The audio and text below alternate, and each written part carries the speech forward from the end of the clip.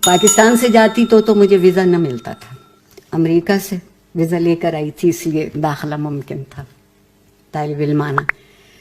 मुझसे मेरे दोस्तों ने, वहाँ बहुत अच्छे अजीज़ दोस्त हैं वो लोग, उन्होंने कहा कि देखो आरफा, ये बिल्कुल पाकिस्तान का सा हाल है, जो दाम बताएं उसी दाम पे मत खरीद लिया करो, यहाँ भी भावताव होता है।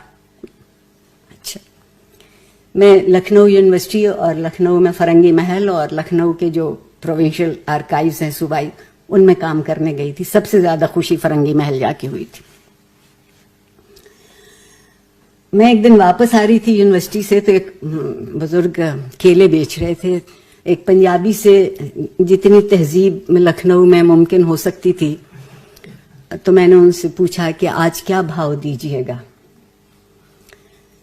इतनी मोहब्बत से बोले, बिटिया आज तो 3 रुपए का भाव है।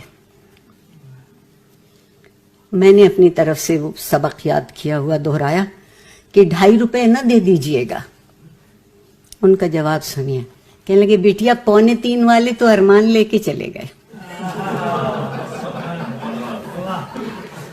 ये जबान है, ये जबान का जायका है। केले बेचो, 2.25 वाले तो अरमान लेके चले गए। आज के लाहौर में कहिए, और अगर खुदा न खास्ता ये कह दीजिए कि पिछला वाला तो 2.5 पे दे रहा, कैसे उसे कोनो ले लो। वो एक मिनट में आपको सिफर करके हाथ के इशारे से कह के चला जाए।